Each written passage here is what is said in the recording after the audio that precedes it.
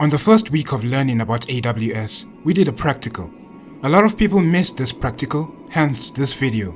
These practicals are starting to get important and complex. Try not to miss them. Here's what we did. There are two things that you must keep in mind as we go through this. The first is that you need divine patience. The second is that there may be a lot of errors you come across. All you have to do is accept the fact that you will get them and move on. There was quite a lot of errors that we experienced during class actually. Though all of those errors may not come up in this video, they are not necessarily unique to you. Try whatever you can to fix it within 2 minutes if you can, then take a screenshot and move on. Let's get to it. First things first, accept the teacher's invitation. Go to your Outlook and look for this email, AWS Academy Course Initiative. Then click Get Started. This will take you to this page right here. Another way to get to this is to use your digital secretary. Yes, I am advertising this. All you have to do is go to that particular course, ITCFA, then click this link right here, awsacademyinstructure.com. Once you click that, you will be directed to the same page. You click Student Login, and then you fill in your details, your username and your password. Your username is typically your email address. The school probably asked you to change your password before you got into this new block, so use that password and not the old one. Afterwards, you click Login. You can click this Stay Signed In if you want to. I'm just gonna skip that. Once you get to this page, or if you don't get to this page, all you have to do is go to Courses and then you click Modules. Once Modules has been clicked, you scroll down up until you see Sandbox. It's usually at the last. Okay, it's not really the last, but you can see it right here, Sandbox. You click Sandbox Environment and then load Sandbox Environment in a new window.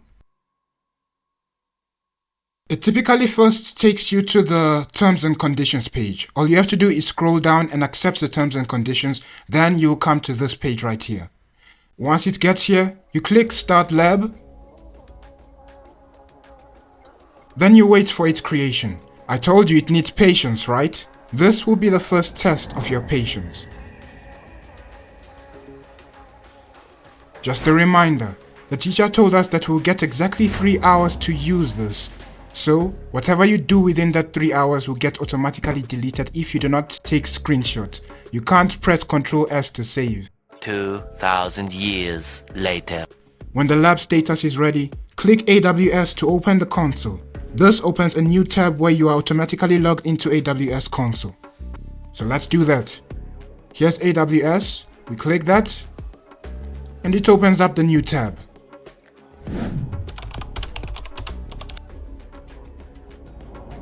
Number 5 of step 1 should not be there, so just skip it. Now, step 2. The console should look something like this. Look at the navigation bar at the top of the page. Locate the service selector. All you have to do is hover on an icon and a tooltip will show up. It says here that we should locate service selector. Here we see services.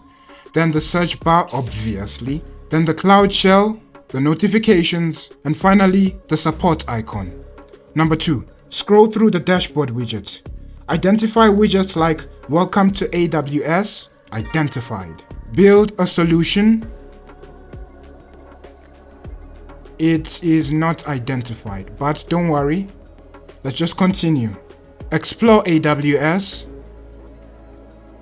identified. AWS Health, here it is. Cost and usage, favorites, not found, but don't worry. And finally, recently visited, also not found. This recent AWS is not the same as recently visited. So, let us move on to the next step. Number 3. Rearrange or remove a widget by selecting the Actions dropdown. To rearrange it, all we have to do is go to this little icon at the top left corner of a widget, and it will change the icon from this to a hand icon, where you can double click, hold, and drag. That's how we move widgets around. Next is to remove a widget. The horizontal ellipses is the Actions dropdown. We click that and we see Remove Widget. Right now we're going to remove AWS Health. we remove widgets. Now the task. Add the cost and usage widgets to your dashboard if it is not already there. To do this, we click this Add Widgets. And now we can add the ones that we did not see. We did not see the favorite widget, so we go to the top left, changes the icon to this, we drag and drop. I advise you to drop the favorite widgets at the top of the page, for reasons you will soon come to see. The next one is AW Health, which we did not see, and then lastly was recently visited. Yeah, that's about it. Step number 3, use the AWS search feature. We go to the search bar, we click on it, and then we type IAM. Do not press enter yet. So IAM. Number 2, explore the search result panel. Click favorites, we click it, we go back. Then resources, we scroll down, we see resources, we cancel this, we click. Okay, we saw resources, I just cancelled it then. So please be sure not to do the same. Next is the tutorials. We click tutorials. You can also navigate using this right here. We see tutorials. And then finally, we click blogs. It's shown here as blog posts. We click that and we see the blog posts. Number 3, press ESC or click outside the panel to close it. I'm going to click outside the panel. The next task is to add IAM, VPC, EC2 and S3 to your favorites using the star icon next to its name. So, the same way we typed IAM, we click the star and you see here, it is added to favorites. Hence why I said it would be profitable for you to put it at this position. The next one is VPC. In the search bar, we cancel IAM and then we type VPC. And then we add it to favorite by clicking the star illustration. You do the same for EC2 and S3. Once we're done, we move on to step 4. Switch between AWS regions. Number 1, locate the region selector, for example, US East, open bracket, and Virginia, in the navigation bar. So the navigation bar is right here, and this right here is the region selector. Right now, we click down and then we change it. We do not see US West Oregon, but we understand that US stands for United States, and United States is right here. West, we can see it in this section right here. There's East, East, West, West, and then finally Oregon. And that's how we find what we are tasked. We click that, and there we have it. Number 3, in the search bar, type IAM, and now we can press enter.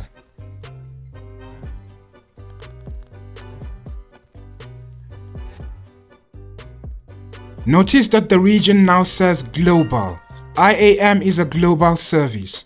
This is where you can see that the region has been changed to global.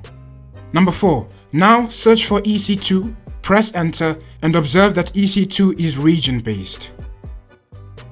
This is correct. EC2 has now changed to United States Oregon. Number 5, change region back to US East and Virginia. Now the task. List 2 AWS services and identify if they are global or regional. Well, that's exactly what we just did. We found out that EC2 is regional and IAM is a global service. Now that we're done with that task, we move on to step 5. View AWS account information. Number 1. In the top right corner, click the username. For example, AWS Lab User. This right here. Number 2. View details like account ID and user. Here, it's just account ID and user. Instead of user, it's called federated user. Number 3, click service quotas to view resource limits in place. This is where service quotas is located. We click that and you'll be directed to this page. This is not really the page that you want to view. The moment you get here, you go to dashboard. Now, what did it say we should view? It says that we should view the resource limits that are in place. Here are the resource limits. The total quotas is 29 for Amazon Athena. The total quotas is 13 for Amazon DynamoDB and so on. How do we know it's the resource limit? Let's just check Amazon Athena for a moment.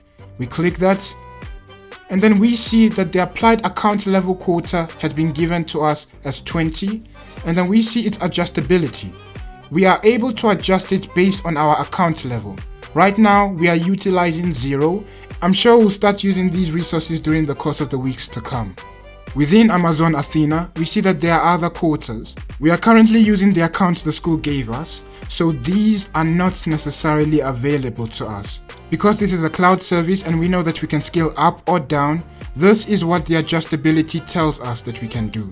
Right now, because we are students in an institution, we are only allowed to adjust it as high as our account level can take us. The default quota value has been given to us as 20.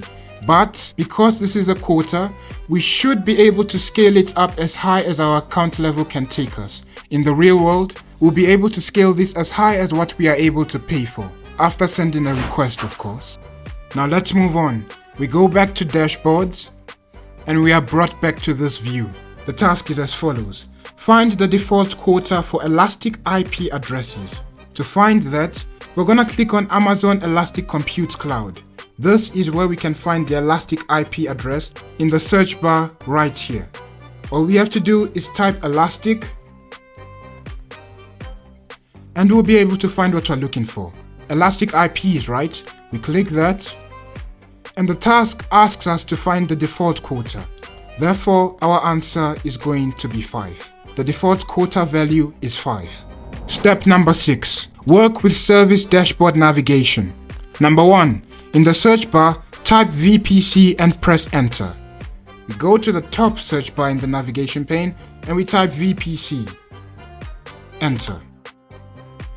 Explore the left navigation panel. Expand and collapse categories like virtual private cloud. It has already been expanded, so we'll collapse it and then we'll expand it again. And then security, collapse and expand. You have to go through this. I've done this. So look through it and explore. Watch videos and get used to it. We have been asked to just view these things for this week, but curiosity is a blessing. Embrace it. The next point asks us to click on Network ACLs. Is it in virtual private cloud? We look through it and the answer is no, so we go to the next one. Is it in security? The answer is yes, Network ACLs. We click that. And here we have it. We have 2 results in this row. You might have 1. Don't stress. It does that sometimes. I've only actually been here 3 times. And the second time it only gave me 1 result. Number 3. Interact with a table. First point. Resize a column. Drag between column headers. We go to this horizontal line by the side of this triangle. We double click and hold. And then we're able to resize the column. You go close to it. The icon changes to this weird left-right double equal sign thing. We double click and then we drag and we're able to resize the column. Next point, select a row using the checkbox. The checkbox is the first column of this table, right here. We select the first row and wow! Next point, move the divider between the top and bottom sections. This long equal sign is the divider. We double click and then we drag up and down. Now the task. Click the Inbound Rules tab and take note of the settings visible. So we click Inbound Rules and then we see 2 rows here. I don't really understand what these 2 rows represent, but I can either wait to interrogate the teacher or I can just use YouTube right now. I could also ask artificial intelligence or search the web directly. There are a lot of ways I can find the answer to that question. So embrace your curiosity. Step number 7. End the lab. Click on your username, for example AWS lab user, and select sign out. This is where the username will be. And then you select sign out. It signs you out. And then it takes you to this page. Number 2. Return to the lab tab and click end lab. This is where the lab tab is in the workbench. And then we click end lab. Number 3. Confirm to stop your session. Are you sure you want to end the lab? Yes, that's what the step just said. You may close this message box now. Lab resources are terminating. Okay? We close that, and that's the end of the week's practical.